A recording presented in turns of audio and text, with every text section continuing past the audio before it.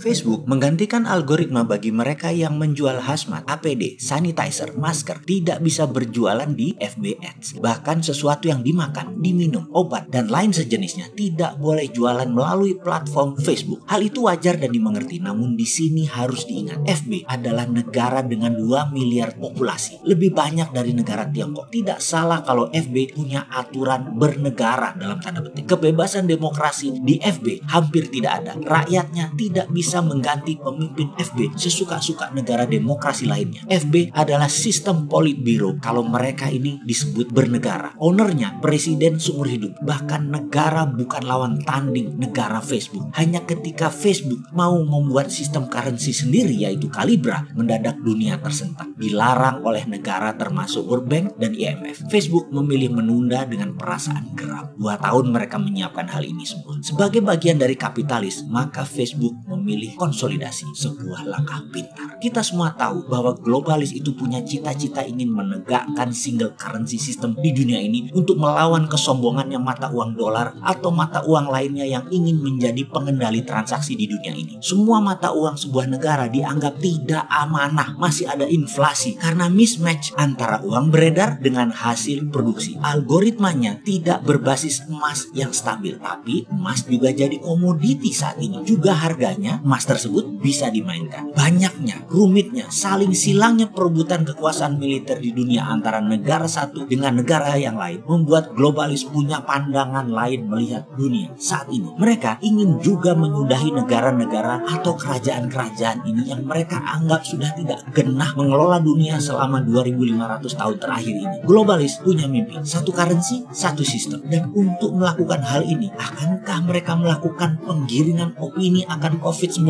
ini? Percayakah bahwa tanpa sosmed, Instagram, Twitter, WhatsApp, Facebook, dan lain sebagainya, pencitraan COVID akan berbeda efeknya pada saat ini? Apakah ini disengaja? Terlepas COVID ini direkayasa atau tidak direkayasa, namun cuitan dan propaganda saling silang di sosmed mempengaruhi 80% pemikiran pengambil keputusan bernegara dan bermasyarakat. COVID mematikan atau tidak, dunia kesehatan menambah 1 bahkan lebih item akan tindakan medis untuk penyakit efek COVID. Slowdown ekonomi dunia ini direkayasakah? Matinya dunia pariwisata, matinya dunia properti, matinya dunia kendaraan bermotor, juga matinya dunia transportasi udara saat ini. Tidak gampang merecovernya. Akan dibukanya PSBB hampir berbarengan di seluruh dunia, tetap membuat kalangan menengah atas enggan bergerak cepat. Kalangan menengah atas sangat aware dan waspada. Mereka kuat masih menunggu sampai akhir tahun pun mereka masih kuat. Sementara menengah atas di Indonesia mungkin hanya populasinya 20%. Namun 80% ekonomi Indonesia mereka yang memainkannya. Mereka masih kuda-kuda. Mereka masih penuh curiga. Setidaknya mereka memilih hati-hati. Tidak ujuk-ujuk, tidak sekonyong-konyong membanjiri mall, memberi Hermes, memberi Chanel, membeli Rolex. Enggak juga. Benar pasar ramai. Benar semua terlihat ramai. Namun daya beli dan transaksi di bawah, di kelas C dan D tidak terlalu signifikan. Tidak seketika dibuka PSBB, mendadak orang beli telur langsung 10 kilo, beli ayam langsung 5 ekor, beli minyak goreng langsung 20 liter. Tetap saja satuan, tetap saja sekutunya. Ini yang harus diwaspadai. Dan